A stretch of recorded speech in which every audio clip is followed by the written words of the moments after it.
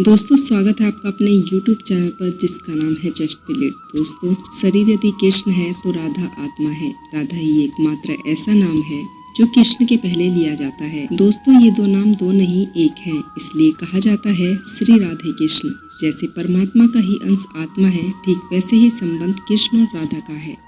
शरीर यदि कृष्ण है तो राधा आत्मा है। राधा ही एकमात्र ऐसा नाम है जो कृष्ण के पहले लिया जाता है। जैसे परमात्मा का ही अंश आत्मा है, ठीक वैसे ही संबंध कृष्ण और राधा का है। जिस तरह परमात्मा के बिना आत्मा नहीं रह सकती है, वैसे ही कृष्ण के बिना राधा और राधा के बिना कृष्ण नहीं रह सकते हैं। दोस्तों कहा जाता है कि श्री कृष्ण और राधा रास किया करते थे। लोग इसका अर्थ लौकिक रूप से लगा लेते हैं, जबकि यह रास द्वैत और अद्वैत का मिलन है। जब दो आत्माएं एक रास हो जाएं, बस यही प्रेम है और यही रास भी है, जिसमें जीवन के सारे रस समाहित हों, फिर भी वह स्वार्थ से कोसों दूर हो। बस यही प्रेम रास है। राधा कृष्ण से खूबसूरत प्रेम इस धरती पर किसी का नहीं है, क्योंकि आत्मा और परमात्मा के प्रेम से गहरा कोई प्रेम हो ही नहीं सकता। दोस्तों राधा कृष्ण का प्रेम सिर्फ वही समझ सकता है जो ईश्वर के करीब हो। दरअसल इस संसार की हर वो आत्मा जो कृष्ण को पाने की चाह रखे और दिन भर उनके बारे में सोचे, वह गोपी है। लेकिन जो आत्मा कृष्ण से एक रूप होकर अभिमान से दूर हो, बस वही राधा है। जब यह स्थिति आती है तो फिर राधा कृष्ण से दूर रह सके या ना रह सके, लेकिन कृष्ण राधा से दूर नहीं रह सकते हैं। राधा कृष्ण की जोड़ी प्रेम का आदर्श है। इनके प्रेम से जुड़ी कई दंत कथाएं आज भी प्रचलित हैं। दोस्तों ऐसी ही एक कथा है राधा के कृष्ण जी से नाराज होने की और राधा कुंड और कृष्ण कुंड के निर्माण की। इन कुंडों का निर्माण कृष्ण जी ने अपने पैरों से व राधा जी ने अपने कंगन से किया था। इसलिए कुंड में स्नान करने से पाप धुल जाते हैं और संतान सुख मिलता है। आइए जानते हैं कहाँ स्थित है ये कुंड और क्या है इनके निर्माण की कथा। दोस्तों कान्हा के लिए राधा के कंगन की खुदाई से बना यह एक कुंड, जहाँ सैकड़ों लोग आते हैं। कहते हैं कि स्नान करने से धुल जाती हैं बुराइयां। दोस्तों हमारे ब्रज की महिमा अनोखी है। यहाँ आकर हजारों लोगों को सद्बुद्धि मिलती है। कान्हा और राधा के कुंडों की शोभा हर किसी को खींच लाती है। यहाँ स्नान करने की अलग ही रौनक है और अलग ही मान्यताएं हैं। दोस्तों राधा कुंड और कृष्ण कुंड तो दुनिया भर में मशहूर है। दोस्तों गोवर्धन की तलहटी आज भले ही पिछड़े क्षेत्र में तब्दील हो गई हो, लेकिन पहले जैसी ही पुराणों में वर्णन है कि जब कृष्ण ने कंस के भेजे राक्षस अरिष्टासुर का वध किया था, उसके बाद उन्होंने राधा को स्पर्श कर लिया। तब राधा जी उनसे कहने लगी कि आप अभी मुझे स्पर्श मत कीजिए, क्योंकि आपके सिर पर गौ हत्या का पाप लगा है। आपने मुझे स्पर्श कर लिया है और अब मैं भी गौ हत्या के पाप में भागीदार बन गई हूँ। यह सुनकर श्री कृष्ण को राधा जी के भोलेपन पर हंसी आ गई। उन्होंने कहा, राधे मैंने बैल का नहीं बल्कि असुर का वध किया है।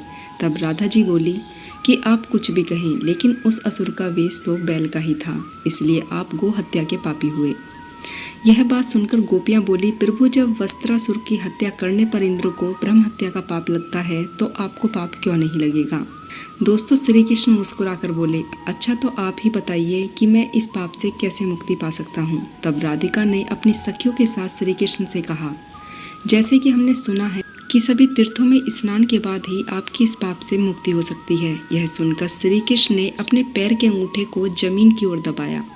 जल देखकर राधा और गोपियां बोली, हम विश्वास कैसे करें कि यह तीर्थ की धाराओं का ही जल है। उनके ऐसा कहने पर सभी तीर्थ की धाराओं ने अपना परिचय दिया। दोस्तों इस तरह कृष्ण कुंड का निर्माण हुआ। राधा ने कान्हा से कहा, छूना मत। फिर कंगन से ऐसे बनाया राधा कुंड। दोस्तों जब श्री कृष्ण ने राधा जी और गोपियों को उस कुंड में स्नान करने को कहा, तो वो कहने लगी कि हम इस गो हत्या लिप्त पाप कुंड में क्यों स्नान करें। इसमें स्नान करने से हम और भी पापी हो जाएंगे। तब श्री राधिका ने अपनी सखियों से कहा, सखियों हमें अपने लिए एक मनोहर कुंड तैयार करना चाहिए। श्री कृष्ण कुंड की पश्चिम दिशा में वृषभासुर के खुर से बने एक गड्ढे को श्री राधिका ने खोदना शुरू किया। गीली मिट्टी को सभी सखियों और राधा जी ने अपने कंगन से खोदकर एक दिव्य सरोवर तैयार कर लिया। कृष्ण जी ने राधा जी से कहा कि तुम मेरे कुंड से अपने कुंड में पानी भर लो। तब राधा जी ने भोलेपन से कहा, नहीं कान्हा, आपके सरोवर का जल अशुद्ध है, हम घड़े घड़े करके मानस गंगा के जल से इसे भर लेंगे। दोस्तों राधा जी और सखियों ने कुंड भर लिया, लेकिन जब बारी तीर्थों के आवाहन की आई तो राधा जी को समझ नहीं आया कि वो क्या करें। उस समय श्री कृष्ण के कहने पर सभी तीर्थ वहां प्रकट हो गए और राधा जी से आज्ञा लेकर उनके कुंड में विद्यमान हो गए। दोस्तों यह देखकर राधा जी की आंखों में आंसू आ गए और वो प्रेम से श्री कृष्ण को निहारने लगी। दोस्तों गोवर्धन मथुरा का वह क्षेत्र है जहां भगवान कृष्ण ने पर्वत को धारण कर ब्रजवासियों की रक्षा की थी।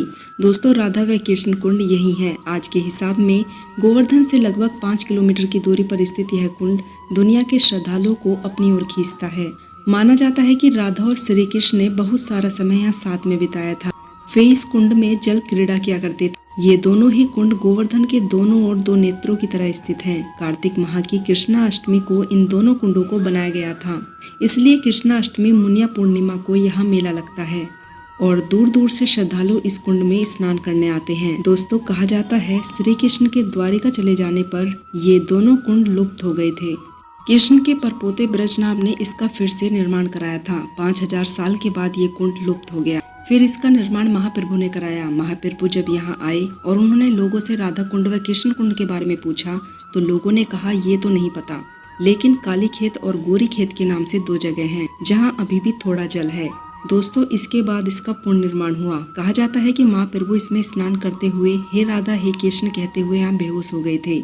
यहाँ आज भी तमाल तला नाम का प्रसिद्ध स्थान है। दोस्तों, आपको श्री कृष्ण और राधा रानी के कुंड के बारे में यह जानकारी कैसी लगी? अगर आपको यह जानकारी पसंद आई हो तो चैनल से जुड़े रहने के लिए चैनल को सब्सक्राइब करें और मोटिवेट करने के लिए वीडियो को लाइक करें।